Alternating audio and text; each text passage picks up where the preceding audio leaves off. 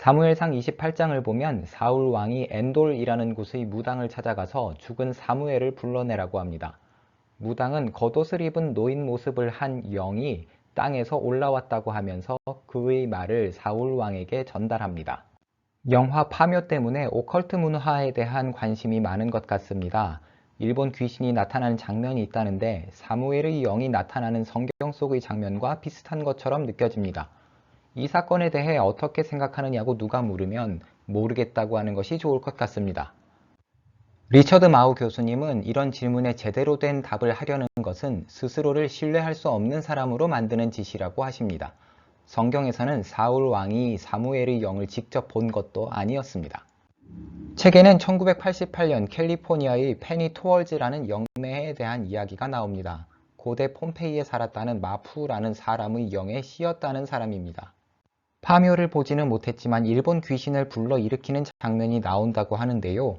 이런 무속신앙이나 미신에 대한 성경적인 관점을 이해하는 것이 필요할 것 같습니다. 그 해답이 성경에 직접 서술되어 있는 것은 아니지만 쉽게 답을 찾을 수 없는 것도 우리에게 유익할 것 같습니다.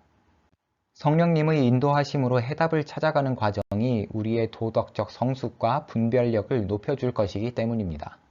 1971년에 미국의 심리학자 스키너는 자유와 존엄을 넘어서라는 책을 출간했습니다. 그에 따르자면 악마에게 사로잡힌다거나 하는 말을 이제는 아무도 믿지 않아야 합니다. 정신질환에 대한 지식이 없었을 때에는 귀신이라는 논리가 통할 수 있다고 합니다. 지식의 시대에는 아무도 악마 또는 영혼 같은 개념을 믿지 않는다고 주장합니다.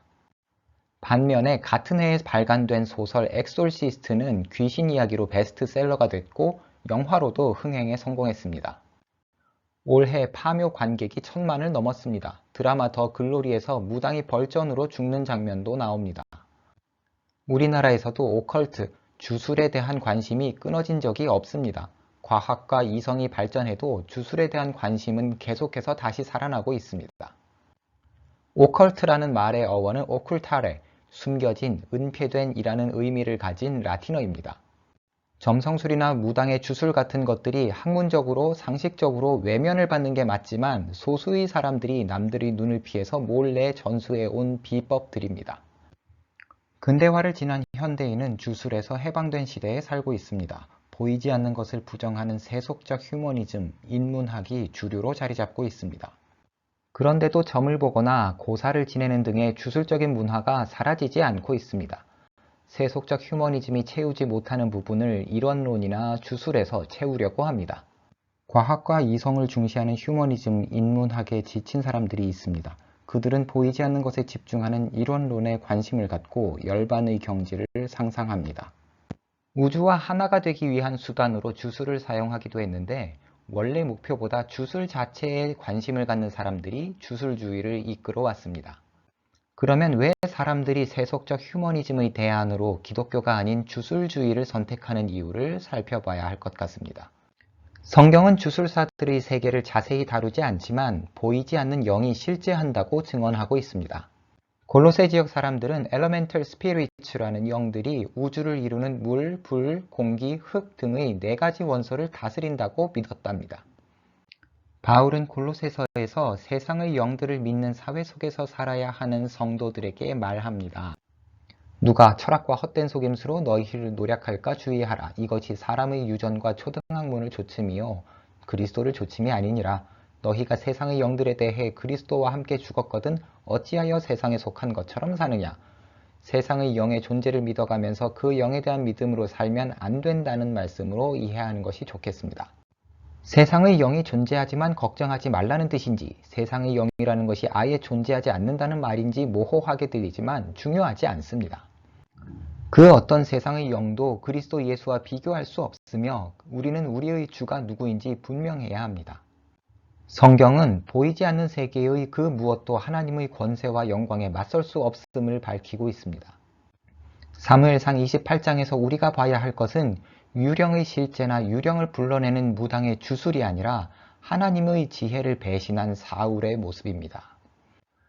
사람들이 주술주의에 빠지는 것에 대한 사탄의 영향을 생각해 보겠습니다. 사탄은 우리에게 다가오기 위해 아주 중요한 희망과 두려움을 만지작거리고 있습니다. 첫 번째, 동화 속에서 경험했어야 할 신비로움을 다시 경험하려는 마음입니다. 아동 심리학자 브루노 베틀하임의 아동 교육에 있어서 동화의 중요성을 참고하도록 하겠습니다. 옛날 사람들은 어릴 때 들었던 동화 속 이야기를 현실과 연결하는 과정을 거치면서 어른이 되었습니다. 지금은 권선징악 같은 동화의 메시지를 충분히 이해하지 못한 아이들이 약육강식 같은 현실을 직시하도록 강요당하고 있습니다. 강제로 빼앗긴 동화적 세계에 대한 아쉬움이 사람들의 마음속에 남아서 성인 버전의 주술주의에 끌리게 하고 있다고 합니다. 두 번째는 자기가 감당할 수 없는 현실 세계에 대한 시각을 바꿔서 교감이 가능한 대상으로 보려는 시도가 있다는 것입니다. 독일 신학자 헬무트 틸리케가 이런 사회에서의 삶을 묘사한 글을 참고하면 좋을 것 같습니다.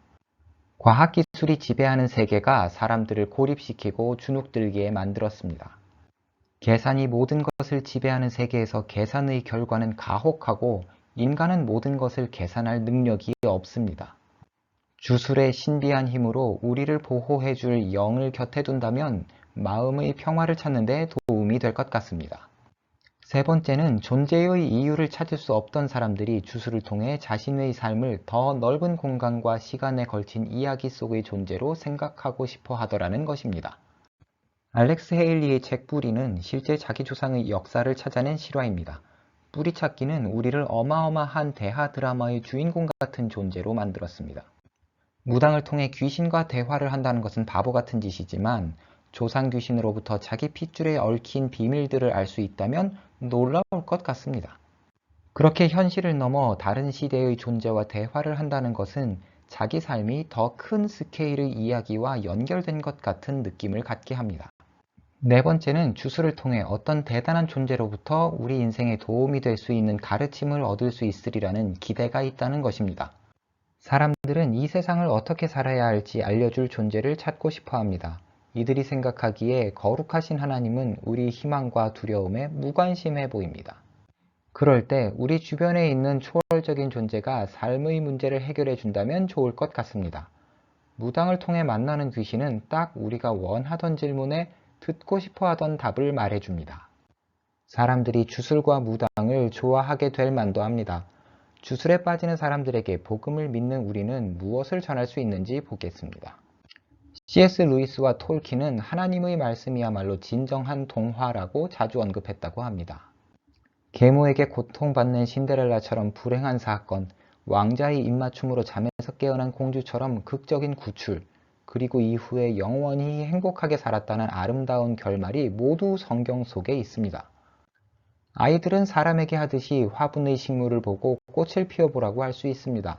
어린아이다운 짓입니다.